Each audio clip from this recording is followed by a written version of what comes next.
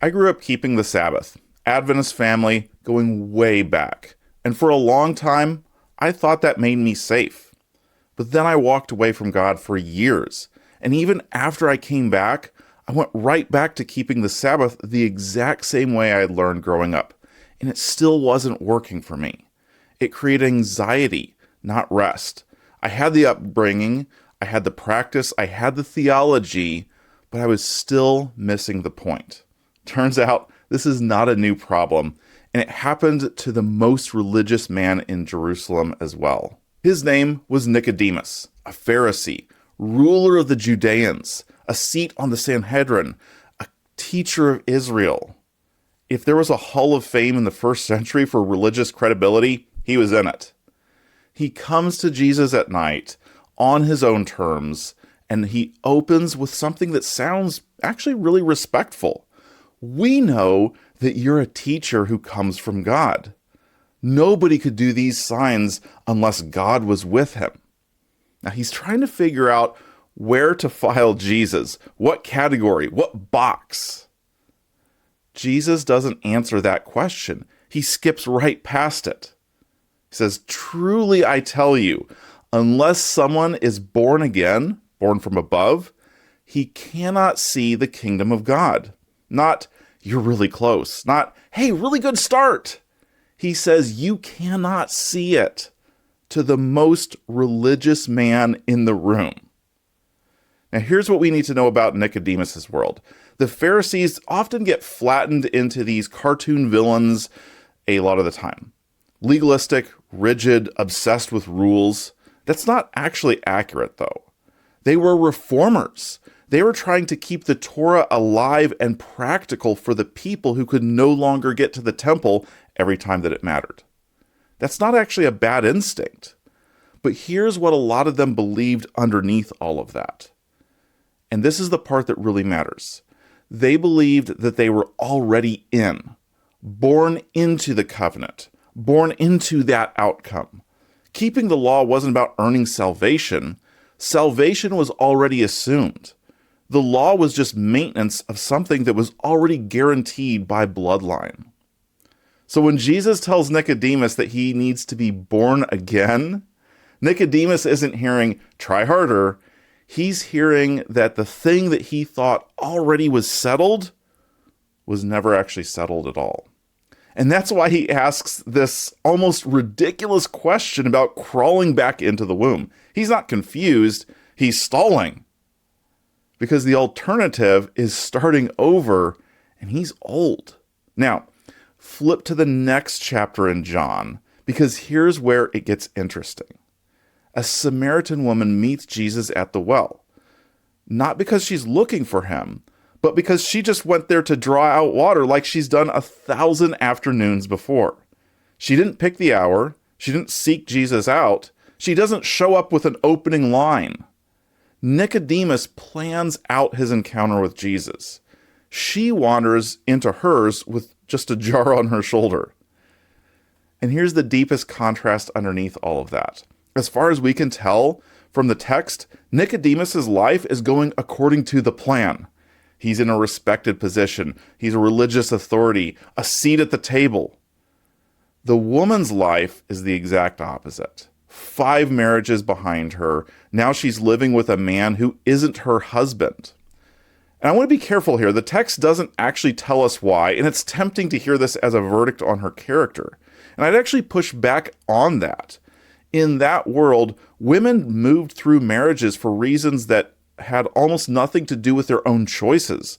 Death, a husband's decision to divorce, family obligation, just survival. What we can say is this: her life had been repeatedly disrupted, mostly by things outside of her control. Nothing went according to the plan. Nicodemus arranges his meeting so that his reputation stays intact no matter what happens. The woman doesn't have this luxury. She just happens across the one conversation that's about to change her life. And Jesus doesn't let her stay comfortable in small talk for long either. He tells her flat out, "You've had 5 husbands, and the man you're with now isn't one of them. He knows everything. Now watch what she does with that. She doesn't lean into it. She deflects really fast. Sir, I hear that you're a prophet. Our ancestors worshipped on this mountain, but you Jews say it's in Jerusalem. That's the place. She changes the subject to a centuries-old religious debate. That's not a random pivot. That's what you do when you're feeling exposed and unworthy, and you need somewhere safer to stand. She'd already said back at the start of the conversation, essentially, why are you even talking to me? A Jew, a man, talking to a Samaritan woman? She's carrying a sense of not belonging into this exchange before Jesus ever brings up her marriages. Jesus doesn't take the deflection. He tells her that worship was never going to be settled by a mountain. True worship would be in spirit and truth. And she says, almost hopefully, I know the Messiah is coming. And when he comes, he's going to explain everything to us. And this is where it gets even more interesting. Jesus answers her, and our English comes across this way. I, who am speaking to you, am he. The English is trying to clean up the Greek, which literally reads, I am the one speaking to you. Now that phrase should stop you because I am is exactly what God says to Moses at the burning bush. When Moses asks, who's sending him back to Egypt? I am who I am. Tell them that I am sent you. Notice where Moses is standing, by the way, when he hears this. He's not in a temple. He's not somewhere that he planned to be. He was supposed to be the prince of Egypt. He wanted to be the hero of his people. Instead, he's tending someone else's sheep in exile. This is a man whose life has gone completely off the rails from whatever he thought it would look like. And God shows up in the middle of the unplanned, disrupted, off-script version of his life. That's exactly where the Samaritan woman is standing too, when that same I am reaches her. In the middle of an ordinary chore in a life that had not gone according to the plan, at a well that carried centuries of religious argument. Nicodemus meets Jesus from a position of safety on a night he chose with an exit available. Moses and the woman meet the same I am in the middle of lives that were already interrupted. And that's the whole point of these two stories sitting side by side. None of the things that you use to rank who's in and who's out, pedigree, position, reputation, religious résumé, determine who gets to receive life from God. And being fully known by Jesus doesn't produce the shame in this story. It produces witness. Nicodemus, a teacher of Israel, leaves the conversation and says nothing else, at least not yet. The woman leaves her water jar at the well and runs and tells the entire town, come see a man who told me everything I ever did. And John says plainly, many of them believed because of her word. So here's how to carry this with you today. Anytime you catch yourself thinking, I'm safe because of what I already know, who I already am, where I already stand, or trying to manage exactly how and when God is allowed to interrupt your life, that's the moment to stop. Nicodemus's Torah knowledge wasn't the problem.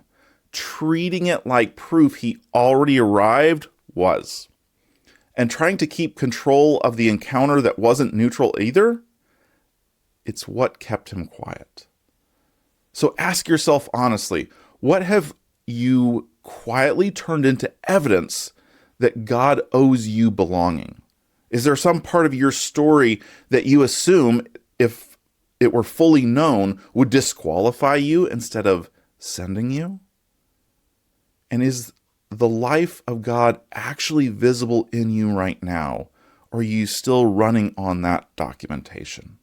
If this reframed how you're reading the story, I'd love to invite you to continue the journey by liking and subscribing to this channel, so that you can get alerted when the next one in this series drops. We're walking through the I am statements in the Gospel of John right now, and Nicodemus and the Samaritan woman are just one part of a bigger picture.